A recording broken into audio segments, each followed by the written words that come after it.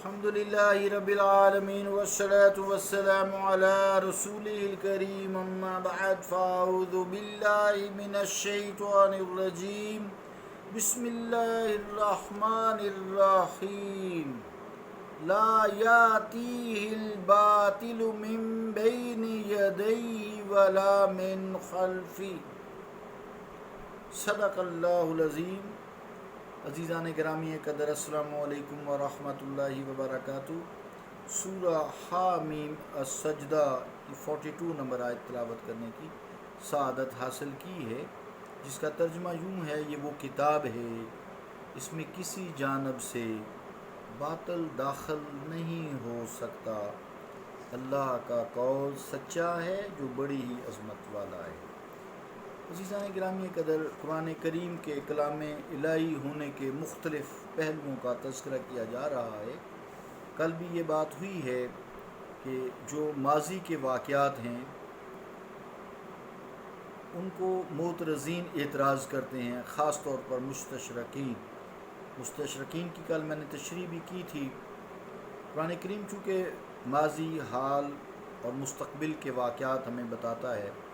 تو ماضی کے واقعات ہونے کی وجہ سے جو معترض ہیں، اعتراض کرنے والے ہیں، ان کی اعتراض گھٹی میں پڑا ہوا ہے، تو وہ اعتراض کرتے نہیں جی یہ تو بات نہیں تھی، تو قرآن مجید میں لکھ دی ہے، یعنی استغفر اللہ معاذ اللہ، قرآن مجید اللہ کا کلام نہیں ہے۔ تو قرآن کریم معجزہ ہے، یہ دوسروں کو سرنگوں کر دیتا ہے، جھکنے پہ مجبور کر دیتا ہے، اس کا کوئی مقابلہ نہیں ہے۔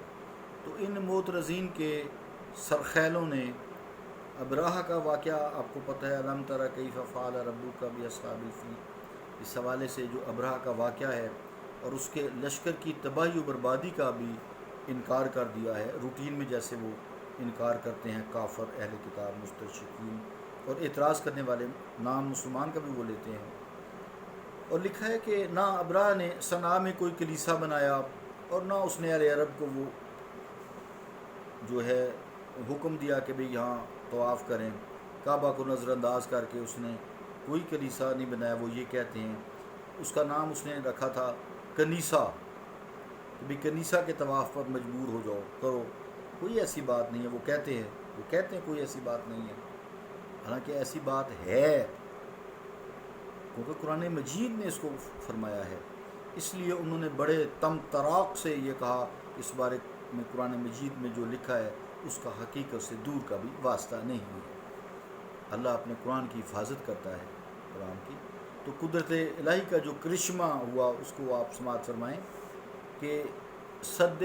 مارب کے کھنڈرات کی کھدائی کے وقت ایسے نقوش اور تحریریں ملی ہیں جن میں ابراہ کا نام باقاعدہ درج ہے، اور یہ بھی وہ کہتے ہیں ابراہ نام شاعری کو نہیں، اور یہ بھی تحریر ہے کہ وہ حبشہ کے بادشاہ کا ایک جرنیل تھا، اور اس کو حبشہ، سبا، ویدان اور حضر موت کے حبشی بادشاہ نے اس مہم کے لیے روانہ کیا تھا کہ وہ خانہ کعبہ کو ڈھا دے، گرا دے، شہید کر دے۔ استغفر اللہ، اللہ اپنے گھر کی حفاظت خود کرتا ہے اور کی بھی ہے، اور یہ واقعہ سچا ہے، قرآن مجید نے اس کی وضاحت کی ہے۔ یہ کھنڈرات سے یہ ثبوت پھر ملے ان کو۔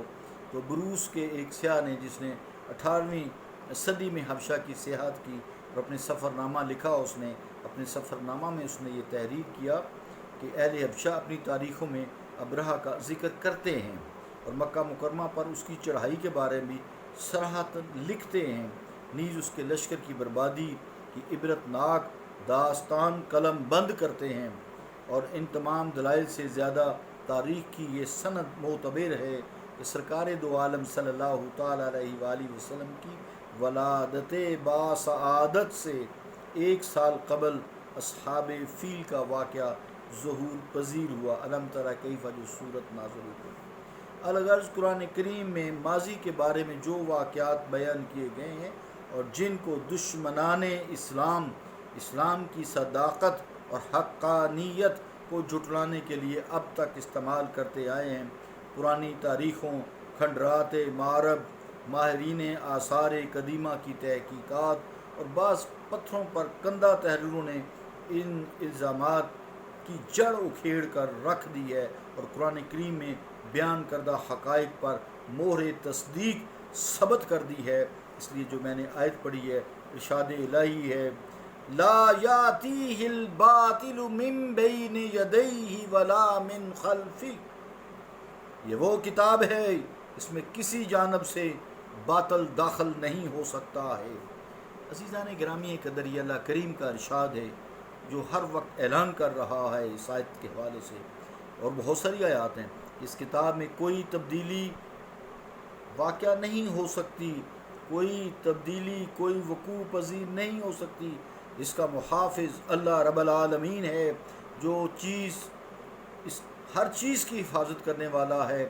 اس میں خصوصی طور سے قرآن مجید کی حفاظت کا ذمہ اس نے خود لیا ہوا ہے۔ کوئی شخص ادنا سا بھی ایک نقطے کا بھی رد و بدل نہیں کر سکتا۔ جس طرح اہل مکہ کو چیلنج دیا گیا تھا اس جیسی کتاب بنا کر لاؤ، اور ساتھ ہی فرما دیا تھا ہرگز ایسی کتاب تم نہیں بنا سکتے، ایک صورت بھی نہیں بنا سکتے، وہ ایک صورت بھی پیش نہ کر سکے۔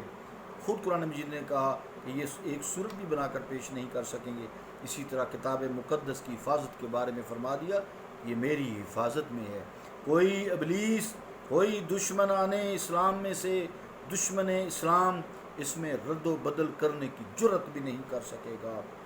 آج تک اللہ تعالیٰ کا یہ فرمان واجب الاذعان ہے، سچا ثابت ہوا ہے، کان سنتے رہتے ہیں اور آنکھیں دیکھتی رہتی ہیں، اور قیامت تک یہ اپنی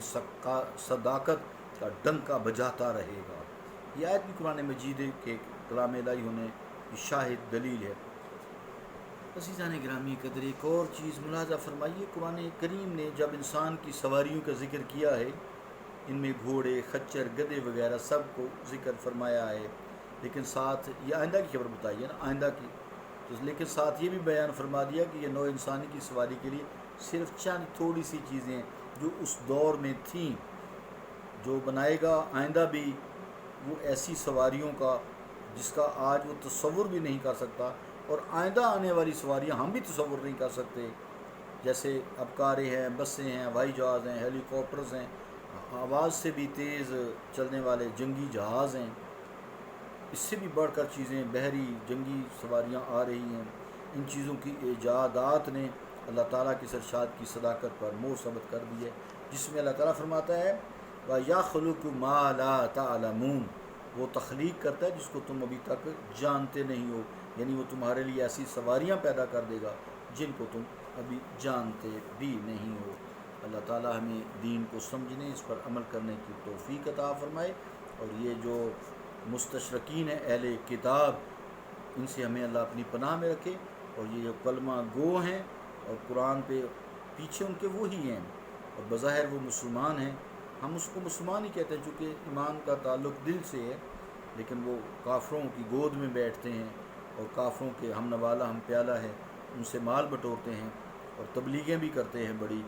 اللہ تعالیٰ ہمیں ان سے بھی بچائے کہ وہ قرآن مجید کی آیات کی ایسی ایسی تعویلات کرتے ہیں جن کو عقل بھی تسلیم عام انسان کی نہیں کرتی۔ صلی اللہ تعالیٰ علی رسول خیر خلقہ محمد وعلی آلہ وصحبہ اجمعین برحمتک یا ارحم الراحمین۔ کل انشاءاللہ تعالیٰ موضوع شق القمر کا آغاز کریں گے انشاءاللہ۔